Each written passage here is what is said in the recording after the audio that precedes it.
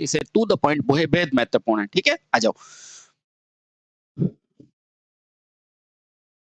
RL परिपथ, है ना? परिपथ। अब मुझे बताओ, इस आरएल परिपथ नाम से आपको क्या समझ में आ रहा है? सर यही समझ में आ रहा है कि इसमें आर होगा और एल होगा, तो बिल्कुल समझ में सही आ रहा है कि इस परिपथ में क्या होता है बेटा? प्रतिरोध तथा क्या होता है बेटा? प्रेरित्र होता है। प्रेरित्र होता है।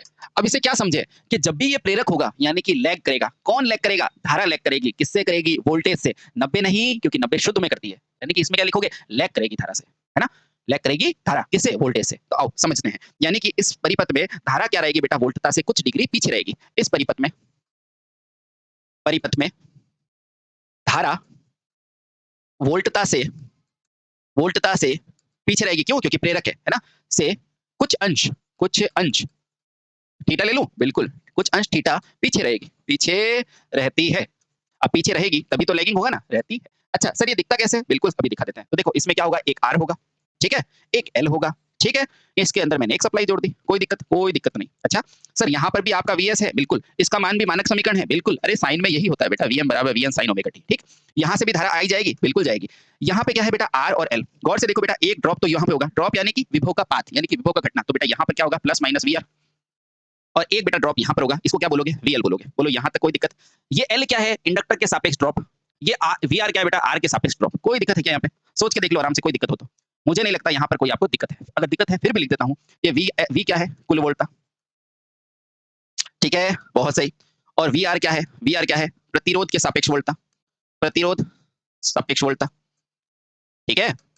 और वी एल क्या है बेटा? ये है प्रेरक के सापेक्ष वोल्टता, यानी कि प्रेरित्र के सापेक्ष वोल्टता, सापेक्ष वोल्टता।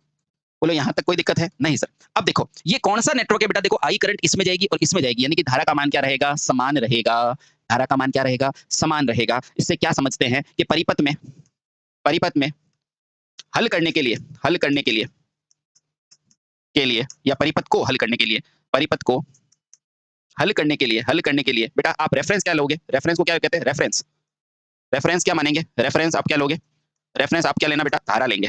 धारा लेंगे। क्यों? क्योंकि धारा क्या रहेगी? इसमें समान रहेगी, ठीक। अब बेटा इसके अंदर क्या होता है? इसके अंदर सदिश योग होता है, और सदिश योग से आप क्या कह सकते हो? यहाँ से v बराबर क्या कह सकते हो? अंडर रूट में V R plus V L का स्क्वायर। कोई दिक्कत है क्या बेटा?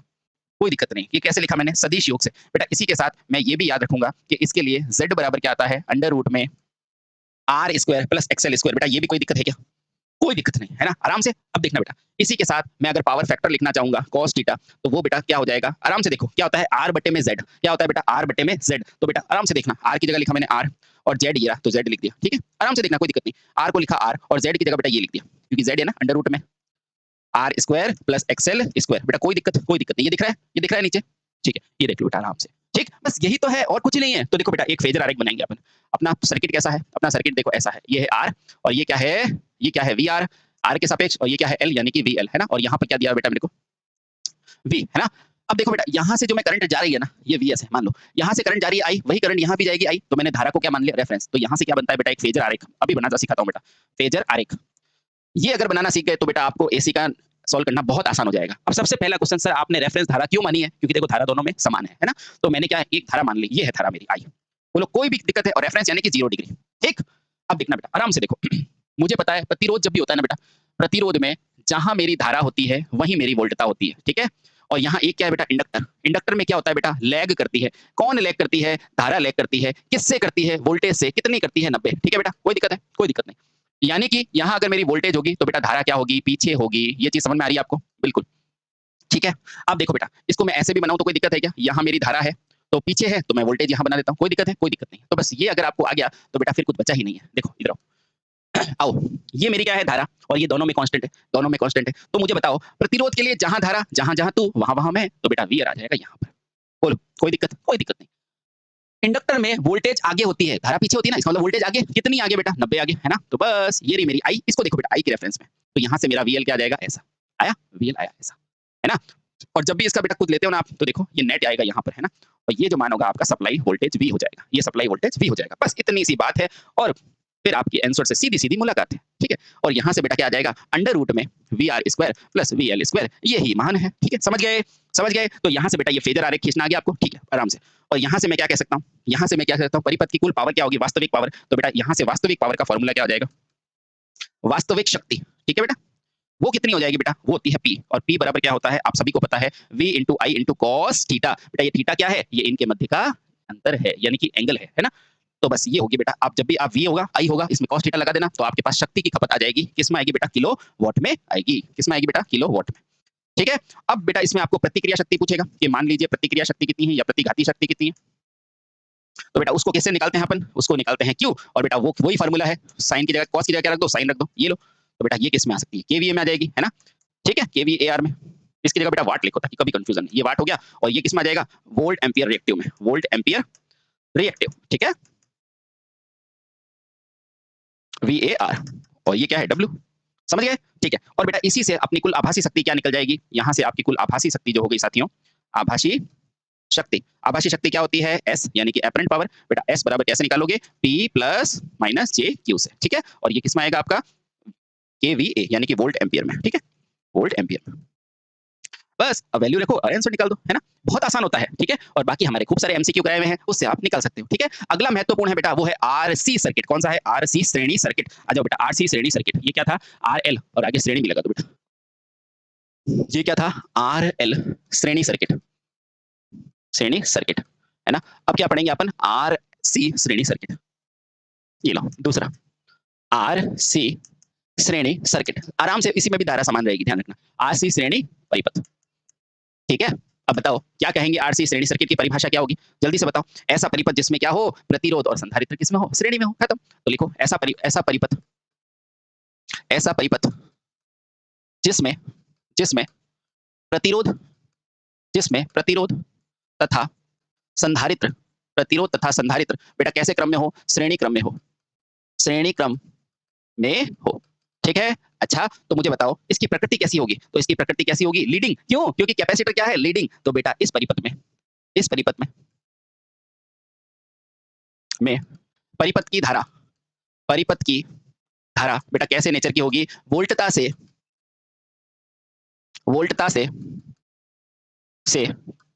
कुछ अंश का मतलब क्या होता है बेटा? थीटा, है ना? कुछ अंश यानी कि थीटा क्या होगी बेटा? आगे होगी तभी तो लीडिंग होगा ना, आगे होती है। सर ये बनती कैसे है? अभी बताते हैं। तो देखो बेटा, एक है आपका प्रतिरोध, है ना?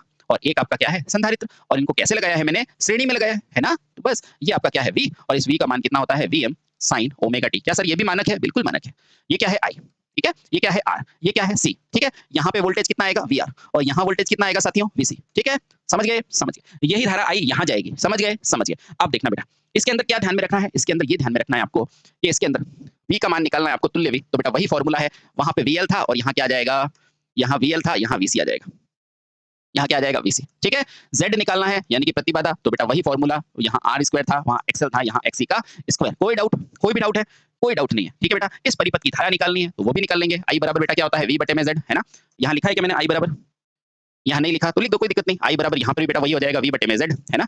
या I बराबर V और Z की जगह वही लिख दो, R² प्लस XL², है ना? ठीक है, चलो बहुत आसान है बेटा, कोई दिक्कत नहीं है। तो क्या अपने मन का डर होता है और कुछ नहीं। ये क्या होता है? R² plus XC²। बोलो कोई दिक्कत? अब इसका पावर फैक्टर निकालो, आप खुद ही निकालो। क्या होता है पावर फैक्टर? cos फाई क्या होता है बेटा? आप खुद ही जानते हैं क्या होता है? R बटे में Z। तो बस R की जगह R और Z की जगह बेटा ये पूरा रखो, R² प्लस XL² XC², है ना? बस यही तो है। और देखो अब मुझे बताओ इसकी शक्ति अभी निकाल लेते हैं, ठीक है? यहाँ से देखो बेटा, अब देखो बेटा इसके लिए फेजर आरेख के लिए मैं अगला पेपर ले लेता हूँ। देखो फेजर आरेख ये खींचना बड़ा आसान होता है बेटा, और देख लो, एक बार देखोगे तो चीजें आपको समझ में आ जाएगी, ठीक है? हाँ। देखो इसके अंदर परिपथ क्या क्या है? देखो एक तो है आपके पास R, एक क्या है बेटा आपके पास C, है ना? अच्छा, और एक क्या है आपके पास? वोल्टता V, ठीक है? हाँ, तो बेटा यहाँ पर क्या है? इसके अक्रॉस VR, यानी कि VR ड्रॉप, और इसके अक्रॉस क्या है बेटा? VC drop. कोई दिक्कत नहीं बेटा, सारी चीजें आसान है, कोई दिक्कत नहीं। आपको ध्यान में क्या रखना है? R, मेरा R क्या होता है? R जहां जहां मेरा I वहां वहां मेरा V, है ना? यानी कि इनके बीच का डिफरेंस कितना होता है? फेज कितना होता है? 0 होता है। ये सब पढ़ा चुके हैं, है ना? अब देखो उसी तरह एक क्या लगा है? कैपेसिटर, और कैपेसिटर का नेचर कैसा होता है? लीडिंग नेचर होता है। सर कौन लीड करता है? धारा लीड करती है। किससे करती है? वोल्टेज से करती है। कितना करती है? 90 डिग्री। अगर इतना आता है ना तो बस हो गया काम, ठीक है? तो देखो बेटा यहाँ अगर I यहाँ पर है और इसमें क्या कर रही है बेटा? धारा लीड कर रही है। किससे कर रही है? वोल्टेज से। तो वोल्टेज बना दो, और लीड यानी कि एंटी क्लॉकवाइज में आगे, तो बस ये बना दिया मैंने धारा, बस ओके, यानी कि अगर मेरा वोल्टेज यहाँ है तो धारा इससे 90 डिग्री आगे होगी, तो धारा आगे बना दो, बस यही तो है, यही तो है। ठीक है, और अपन ने रेफरेंस क्या मानेंगे, क्योंकि सीरीज है तो करंट मानेंगे, तो बस करंट को, अगर करंट को रेफरेंस लेना है तो मान लो करंट अगर यहाँ है, भाई करंट आगे है तो इसका मतलब वोल्टेज पीछे है, वोल्टेज पीछे है तो पीछे बना दो। इसके मतलब ये भी बेटा, ये दोनों एक ही जैसे है ना, ध्यान रखना, ये दोनों एक ही ग्राफ है ना। इसका मतलब वोल्टेज पीछे, इसका मतलब वोल्टेज पीछे, इसका मतलब धारा आगे, इसका मतलब भी धारा आगे। ठीक है, हाँ, एक ही मतलब है दोनों का, कोई दिक्कत नहीं। अब आओ बेटा, ये चीज समझ में आ गई। हाँ, तो यहाँ पर बेटा फेजर आरे के लिए आप रेफरेंस किसको मानोगे, इसके लिए आप रेफरेंस रेफरेंस किसे मानेंगे बेटा, रेफरेंस धारा को मानेंगे, धारा को मानते हैं। क्यों? क्योंकि परिपथ क्या है, श्रेणी, और श्रेणी में धारा क्या होती है, समान। इसका मतलब ध्यान रखना बेटा, क्योंकि धारा समान रहती है। तो ये लो बेटा, इसका ये मेरी बन गई धारा। ठीक है, अब देखो आर लगा हुआ है और आर में तो वी के साथ ही, तो ये बन गया बेटा मेरा वी। ठीक, हाँ, अब देखो बेटा आई यहाँ पर है तो वीसी कहाँ है, नीचे है कि नहीं, नीचे है कि नहीं, तो बस यहाँ से मेरा वीसी नीचे आ जाएगा, बस हो गया। अब बेटा फेजर कर दो इसका, इसका फेजर कर दो, तो यहाँ पे आ जाएगा वी, और इसी वी का मान कितना आता है, V R square plus V C square. अगर ये बनाना आता है तो बेटा क्या नहीं आता आपको, ये बताओ क्या नहीं आता। ठीक, समझ गए। तो यहाँ से बेटा आप क्या निकालेंगे, कौन सी शक्ति निकालेंगे, वास्तविक शक्ति। तो बेटा यहाँ से वास्तविक शक्ति अगर आप निकालें तो बेटा उसका फॉर्मूला क्या होता है, पी, और पी का फॉर्मूला वही वी आई कॉस थीटा। तो यहाँ थीटा डालो और पी का मान आ जाएगा। ठीक है, अगर बेटा यहाँ से आपको प्रतिक्रिया शक्ति निकालनी है, प्रतिघाती शक्ति निकालनी है, अब बार बार आपको मान वो इसकी इकाई लिखने की जरूरत नहीं है, क्योंकि अब आप जान चुके हैं ना। हाँ, ठीक है, प्रतिघाती शक्ति क्या होती है बेटा, वो क्या होती है बेटा, क्यू, और क्यू बराबर क्या हो जाएगा, वी आई लिखो और यहाँ साइन फाई लगाओ, आपका आंसर आ जाएगा। साइन फाई पूछेगा तो क्यू के नीचे डाल दो, कॉस फाई पूछेगा तो पी के नीचे वी आई डिवाइड कर लो। बेटा कैसे भी आप आंसर निकाल सकते हैं। और आभासी शक्ति पूछे, आभासी शक्ति पूछे तो बेटा क्या हो जाएगी, वो हो जाएगी एस, और उसको आप निकाल सकते हैं पी माइनस जी क्यू से, है ना। ठीक है, नॉर्मल यही पूछता है तो यही लिखिए, कोई दिक्कत नहीं। ओहो, ये लो बेटा, अगर आपको प्रतिघाती शक्ति पूछे तो बेटा क्यू बराबर फॉर्मूला ही पूछेगा तो वी आई साइन फाई। ठीक है, क्या आ जाएगा, V A R volt ampere reactive. ठीक है, बहुत सही, यानी कि आप अच्छे से समझ पा रहे हैं कि चीजें कैसे होती है। ठीक है, आसानी से है। ठीक है, यहाँ एक मिनट, ठीक ठीक, दोनों को जोड़ दिया, ये लो बेटा। ठीक, तो यहाँ से बेटा अपन ने आर एल के बारे में पढ़ लिया, आर सी के बारे में अच्छे से जान लिया। ठीक है, आई होप आप अच्छे से समझ पा रहे हैं। ठीक है, चलिए बेटा आगे चलते हैं। अब देखो कुछ महत्वपूर्ण और है। अब क्या सर हम आर एल और सी को तीनों को श्रेणी में ला सकते हैं, बेटा तीनों श्रेणी में आएंगे तभी तो अनुनाद बनेंगे। वैसे तो बेटा परिपथ जितने बनाओ उतने कम है, लेकिन वही बनाओ जो आपके एग्जाम में नंबर दिला के जाएंगे। ठीक है, तो आ जाओ बेटा, हम जानते हैं आर एल सी परिपथ, कौन सा जानेंगे, आर एल सी परिपथ। तो तीसरा है आर एल सी परिपथ। ऐसे तो बेटा समानांतर बनाते रहो, कुछ भी बनाते रहो, बनता रहेगा, है ना, क्योंकि ऐसे क्या है, एनालिसिस है, कुछ भी करते रहो, है ना। तो आप इंपॉर्टेंट देखो बेटा और सीधा सटीक पहुंचो। R L C circuit, R L C कौन सा, श्रेणी परिपथ, और यहीं से बेटा अनुनाद का जन्म होगा। आरएलसी श्रेणी परिपथ। अब समानांतर के भी करा दूं, लेकिन क्या मतलब बेटा, है ना, आप खुद ही कर सकते हो। एक बार कॉन्सेप्ट समझ में आ जाएगा उसके बाद आप कर सकते हो। बस जैसे मैंने यहाँ धारा रेफरेंस ली तो समांतर में आप वोल्टेज रेफरेंस ले लेना। ठीक है, खत्म बात। लेकिन आपकी आईटीआई में इतना टफ पूछता नहीं है तो कोई मतलब नहीं है। ठीक है, आ जाओ बेटा, आरएलसी परिपथ। अब इसमें क्या क्या होगा बेटा, इस परिपथ में, इस परिपथ में, इस परिपथ में बेटा क्या होता है, आर यानी कि एक प्रतिरोध होगा, और जो कंडीशन बताओ ना बेटा यूं क्यों याद कर लेना, नंबर लेने तो, प्रतिरोध, प्रेरित्र तथा क्या होता है बेटा, संधारित्र। क्या होता है, संधारित्र। और तीनों क्या होते हैं, तीनों किस में होते हैं, तीनों श्रेणी क्रम में होते हैं। किस क्रम में होते हैं बेटा, श्रेणी क्रम में होते हैं। सर कैसे होते हैं, बिल्कुल बताते हैं बेटा। ये देखो बेटा, ये क्या है आपका प्रतिरोध, ये क्या है आपका प्रेरक, और ये क्या है बेटा आपका संधारित्र, और तीनों किस क्रम में है, श्रेणी क्रम में।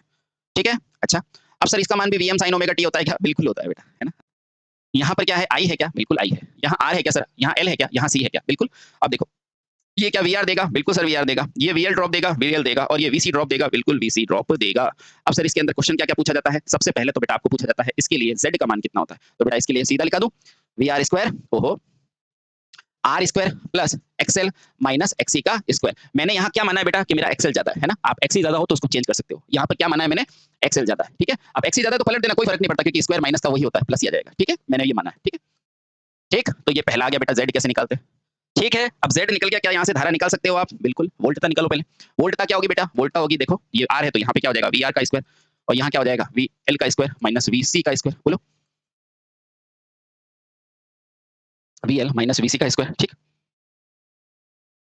ठीक, आसान लग रहा है ना, बहुत आसान है बेटा, बहुत आसान है। ठीक है, बहुत सही। अब देखो और क्या याद रखना है, यहाँ पर मैंने एक्सएल बराबर एक्सी माना है। अगर यहाँ से आई निकालना है आपको, मान लीजिए, तो आई कैसे निकालोगे, आई बराबर क्या हो जाएगा, वी बटे में जेड। ठीक है, और यहाँ से बेटा देखो आई कुछ नहीं है, यहाँ पे आई से मल्टीप्लाई कर दिया पूरी इक्वेशन में, तो ये निकल गया, बस और कुछ नहीं है। क्यों, क्योंकि आई समान है, आई समान है ना। देखो मैं निकाल के बताऊंगा, इस इक्वेशन में आई से मल्टीप्लाई करोगे तो आई जेड का मतलब वी, इसमें आई से करोगे तो वी आर आ जाएगा, इसमें आ जाएगा, सब कुछ आसान है बेटा, कोई दिक्कत नहीं।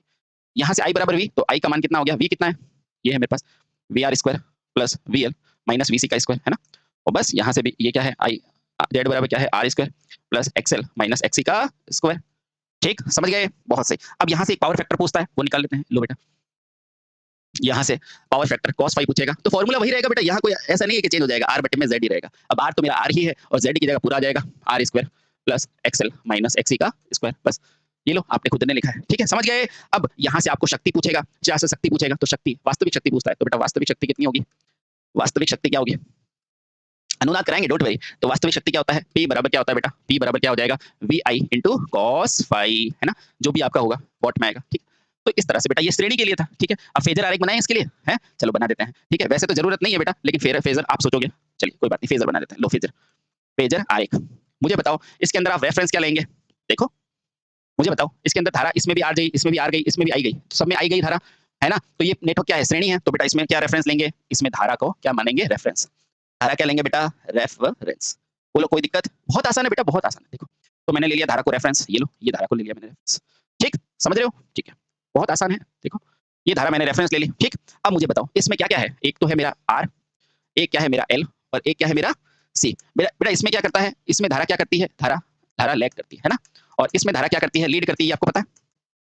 बस तो वही तो करना है। देखो, इन सब में धारा यहाँ पर है कि नहीं? अच्छा, तो धारा लैग करेगी यानी कि वोल्टता मेरी लीड करेगी कि नहीं? यानी कि VL मेरी लीड करेगी कि नहीं? लीड यानी कि आगे। इसमें धारा लीड करती है यानी कि वोल्टेज जो है VC वो लैग करेगा कि नहीं? हाँ करेगा। बस यही तो है बेटा, और कुछ नहीं है। यहीं से अनुनाद आएगा। देखो यहाँ से, यानी कि यहाँ पे मेरी VR हुआ कि नहीं? क्योंकि जहाँ धारा वहाँ VR, है ना? अब देखो VL के लिए VL क्या करेगा बेटा? लीड करेगा, तो ये VL लीड करा दो, है ना?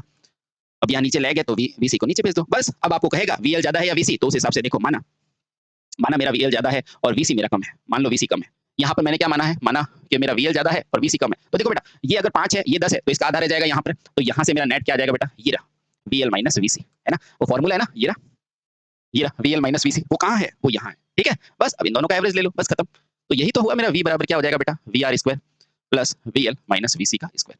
अब जब ये दोनों बराबर हो जाएंगे तो मेरा क्या आ जाएगा? अनुनाद आ जाएगा। तो ऐसे बनते हैं बेटा फेजर, है ना? बहुत आसान है बेटा, बहुत आसान है। ठीक है, चलो अब अगला हम समझते हैं।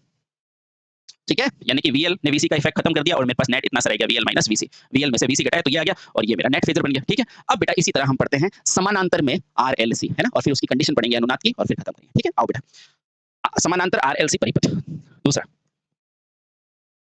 समानांतर RLC परिपथ।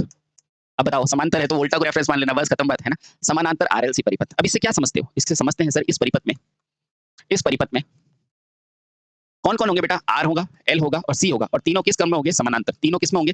तीनों किस में होंगे बेटा? समांतर होंगे, समांतर होंगे। ठीक, बहुत आसान हो जाएगा बेटा, कोई नहीं, कोई दिक्कत नहीं। अब बनाओ सर, इसको कैसे दिखता है? बिल्कुल, देखो ये वोल्टेज लगा दो समानांतर में। ठीक है, ये लो, ओहो, ठीक है, ये लो सर, इसका नाम भी VS है, बिल्कुल। सर इसको मैं कह दूंगा VM sin ओमेगा t, बिल्कुल कह दो, है ना? कोई दिक्कत नहीं कुछ। ये लो, ये है V, है ना? यहाँ पर क्या लगाना है? समानांतर में। तो समांतर में सबसे पहले क्या लगाओगे? R लगाओगे, फिर क्या लगाओगे? L लगाओगे, फिर क्या लगाओगे? C लगाओगे। लगा दिया। अब मुझे बताओ समांतर में सब पे वोल्टेज बराबर है कि नहीं? है कि नहीं? है कि नहीं? बेटा बस इसका फेजर बनाओ ना, तो वोल्टेज को रेफरेंस लग देना, बस खत्म। देखो आ गया, पक्का। अब देखो बेटा, इसमें धारा का विभाजन होगा। यहाँ से धारा आई, ये धारा गई, IR इधर चली गई, IL इसमें चली गई, है ना? और IC इसमें चली गई। बोलो कोई दिक्कत? कोई दिक्कत नहीं। यानी कि जो आप वोल्टेज के फॉर्मूले लिख रहे थे ना, VR प्लस VC, वो इधर धारा के हो जाएंगे। देखो, यानी कि देखो यहाँ से मेरी I बराबर क्या आ जाएगा? I बराबर हो जाएगा IR का स्क्वायर। क्यों? क्योंकि ये धारा को रेफरेंस है, और इधर क्या है बेटा? वोल्टेज से था, वोल्टेज अलग अलग थे तो वोल्टेज के फॉर्मूले सॉरी, यहाँ क्या हो जाएगा बेटा? IL माइनस IC का स्क्वायर। कोई डाउट है क्या बेटा? कुछ डाउट नहीं, बहुत आसान है। क्यों? क्योंकि धारा का विभाजन हुआ तो धारा का फॉर्मूला आ गया, सदिश योग आ गया। बोलो समझ में आया? पक्का? पक्का ये मान के चलो क्या? चलिए बहुत सही, बहुत सही। अब मुझे बताओ, V बराबर IR होता है कि नहीं? आपको ये पता है बेटा, V बराबर IR होता है, ओम का नियम है ना? तो I बराबर V बटे में R होता है। यहाँ तक कोई डाउट है क्या? अब इसका प्रयोग करूंगा। बोलो कोई डाउट है क्या? कोई भी डाउट है क्या? नहीं सर, कोई डाउट हमें नहीं है। अब देखना बेटा, इसकी जगह मैंने क्या रख दिया? V बटे में Z। सर ये Z क्यों रखा? सवाल है Z क्यों रखा? अरे भाई परिपथ तो Z देगा ना, कुल मिला के Z, है ना? कुल मिला के Z। हाँ, तो देखो बेटा, सर इसकी जगह VR की जगह क्या रख सकते हैं? VR का स्क्वायर बटे में क्या रख सकते हो? R, है ना? हाँ, बहुत सही। देखो बेटा, इसकी जगह क्या रख सकते हो? देखो V तो सब में कॉमन है, V तो सब में, तो बेटा एक बार समझने के लिए VL बटे में XC, इसका माइनस ऑफ यहाँ क्या रखोगे? VC बटे में XL, और बेटा इन सब का क्या हो जाएगा? स्क्वायर हो जाएगा। बोलो कोई दिक्कत है? ये दिख रहा है ना? ये दिख रहा है ना? टेक्निकल टीम दिख रहा है ना? पक्का? ठीक है, चलो बेटा आराम से।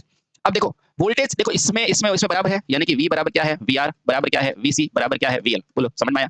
इसको यहाँ रखो बेटा, तो V बटे में Z, है ना? अंडर रूट में बेटा यहाँ क्या लिख सकते हो? V स्क्वायर बटे में R, प्लस यहाँ क्या लिख सकते हो? V माइनस XC और V माइनस XL। ये XL और ये क्या हो जाएगा बेटा XC, कुछ भी मान लो कोई दिक्कत नहीं, स्क्वायर बोलो सही।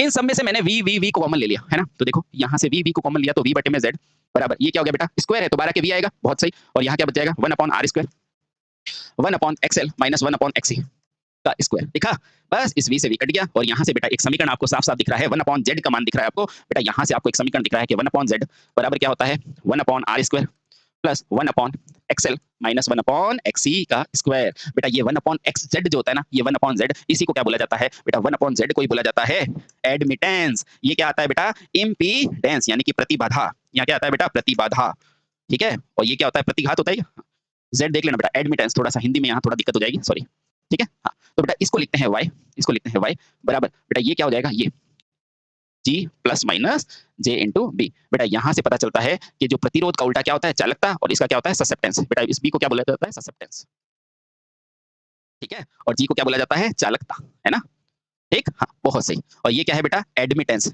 इसको क्या बोला जाता है प्रवेश्यता, प्रवेश्यता, ठीक है एडमिटेंस, ठीक है। यहाँ तक समझ में आया, अभी समझाते हैं बेटा, कोई दिक्कत नहीं कोई दिक्कत नहीं, यहाँ समझ में आ गया बेटा, बहुत सही। अब देखो मैं जैसे बता रहा हूँ वैसे समझो बेटा, आओ। इसीलिए बेटा बोला जाता है जो श्रेणी परिपथ होता है ना श्रेणी, उसमें क्या होता है उसमें कुछ भी नहीं, उसमें Z बराबर क्या होता है बेटा R plus minus of J into X होता है, ठीक है। अब आपको पूछेगा समानांतर परिपथ में इसके समकक्ष क्या होता है, आजकल पूछता है ना कि भाई श्रेणी में ये है तो समांतर में क्या होगा, तो बेटा इसका उल्टा क्या होता है Y, उसी तरह R का उल्टा क्या होता है G, उसी तरह बेटा ये प्लस माइनस है ना तो यहाँ माइनस प्लस, और बेटा ये क्या हो जाएगा JB, बोलो समझे। जब भी प्लस होता है ना बेटा इसका मतलब होता है परिपथ कैसे नेचर का है लेगिंग, और जब भी परिपथ माइनस होता है ना बेटा इसका मतलब होता है परिपथ कैसा होता है लीडिंग। लेकिन बेटा समानांतर में जस्ट उल्टा हो जाता है, प्लस का मतलब क्या हो जाएगा, प्लस का मतलब नहीं माइनस का मतलब हो जाएगा लेगिंग और प्लस का मतलब क्या रहेगा लीडिंग, है ना, ध्यान रखना बेटा बस, है ना। यानी कि आपको पूछेगा समानांतर परिपथ में अगर ये समीकरण दे रखा है तो प्लस और माइनस निकल लोगे ना बेटा, जस्ट उल्टा होता है, कोई दिक्कत नहीं, ठीक। ये चीजें ध्यान रखो बेटा, ठीक है। अब आपको एक बेटा क्वेश्चन पूछा जाता है उसका, सबसे पहले मैं इसका पावर ट्रायंगल बना देता हूँ एक बार, ठीक है। तो देखो श्रेणी और समांतर के लिए साथ में बनाता हूँ बेटा, समझ में आएगा। ये क्या है बेटा त्रिभुज, कौन सा प्रतिरोधी त्रिभुज, है ना। ये क्या होता है बेटा थीटा, ये 90 डिग्री, ये 90 डिग्री और ये थीटा। अब मुझे बताओ एक्स एक्सिस पे क्या होता है वास्तविक खपत बेटा कितनी है R, और यहाँ क्या आता है x, तो बेटा यहाँ क्या आता था Z, और Z के साथ इसमें क्या आता है बेटा Y। ये R है, R के समदृश्य कौन है G, R का उल्टा क्या है G ही तो है, और X का उल्टा क्या है बेटा B, है ना। तो बेटा इन दोनों के लिए पावर फैक्टर लिख दो, श्रेणी के लिए पावर फैक्टर पूछे तो बेटा क्या होता है R बटे में Z, और बेटा समानांतर के लिए पावर फैक्टर पूछे तो बेटा cos फाई, ये समानांतर का पावर फैक्टर लिख रहा हूँ बेटा क्या होता है G बटे में Y, G बटे में Y। बेटा ये बहुत इंपॉर्टेंट बात है, देख लो अक्सर एग्जाम में पूछा जाता है समानांतर के लिए पावर फैक्टर क्या होता है, तो बेटा यहाँ से याद करो समानांतर के लिए पावर फैक्टर, ठीक है। समानांतर के लिए पावर फैक्टर ये बेहद इंपॉर्टेंट बात है बेटा, बेहद इंपॉर्टेंट। समानांतर के लिए पावर फैक्टर क्या है G बटे Y, ये बेटा उल्टे नहीं होते हैं, G बटे Y होता है, समझ गए क्या, समझ गए, ठीक है। अब बेटा देखो इसको जैसे ये क्या है ये क्या है प्रतिघात है, ये क्या है प्रतिरोध, वैसे प्रतिकारिता बेटा B क्या होता है, B होता है इसको कहते हैं ससेप्टेंस, B को क्या बोला जाता है बेटा ससेप्टेंस, हिंदी में क्या बोला जाता है अनुकार्यता, अनुकार्यता, बोलो समझ में आ गया। G क्या होता है बेटा चालकत्व, क्या होता है चालकत्व, चालकत्व, चालकत्व, और बेटा इसको क्या बोलते हैं कंडक्टेंस, क्या बोलते हैं कंडक्टेंस, ठीक है। और Y क्या होता है बेटा इसको कहते हैं प्रवेश्यता, प्रवेश्यता, और इंग्लिश में बोलते हैं बेटा एडमिटेंस, है ना एडमिटेंस, ठीक है। ये कैसे होते हैं बेटा ये तीनों ही कैसे होते हैं विरोधी स्वभाव के होते हैं, है ना। और ये तीनों पूछा जाएगा बेटा क्या होता है, ये तीनों क्या होते हैं बेटा ये होता है ये विरोधी होता है ना, ये क्या होता है बेटा सहायता वाले प्रभाव के होते हैं, ये तीनों सहायक होते हैं, है ना। यानी कि चाहे G होगा तो भी धारा को सहायता देगा, B होगा वो भी सहायता देगा और ये भी सहायता देगा, है ना। और ये विरोध करेगा, ये भी विरोध करेगा, ये भी विरोध करेगा, ठीक है बेटा। अब देखो बेटा इसकी इकाई देखो, चाहे Z हो चाहे R हो चाहे X हो बेटा, चाहे Z हो चाहे R हो चाहे X हो बेटा, तीनों की इकाई क्या होती है ओम होती है, क्या होती है बेटा ओम होती है, ठीक है। ये बेहद इंपॉर्टेंट है बेटा। उसी प्रकार बेटा ये जो Y है और G है और B है बेटा, इनकी इकाई क्या होती है ओम इनवर्स होती है बेटा, इसे ही कहते हैं महो, क्या कहते हैं महो, और इसे ही कहा जाता है बेटा सीमोन, ये इनकी इकाई होती है, ठीक है। ये बेहद इंपॉर्टेंट बात है, ध्यान रखना बेटा। चाहे आपको Y पूछे एडमिटेंस कंडक्टेंस या ससेप्टेंस बेटा, तीनों की इकाई क्या होती है महो या सीमेंस, ये बहुत इंपॉर्टेंट बात है, देख लेना बेटा। और B को क्या बोलते हैं अनुकार्यता और इसको कहते हैं प्रवेश्यता, ठीक है। ये सहायक होते हैं और ये क्या होते हैं विरोधी होते हैं। अब बेटा जब आपने R L और C के बारे में पढ़ लिया है तो बेटा अब आप जानने के लिए लायक हो गए हो अनुनाद क्या होता है। तो बेटा अनुनाद ऐसी कंडीशन होती है जहां पर XL और XC को बराबर रखा जाता है और परिपथ को इकाई बनाने की कोशिश की जाती है ना। और ये अनुनाद भी बेटा दो होते हैं श्रेणी और समानांतर, एक एक करके चुन चुन के इसको समझने की कोशिश करते हैं। आओ बेटा अनुनाद, अनुनाद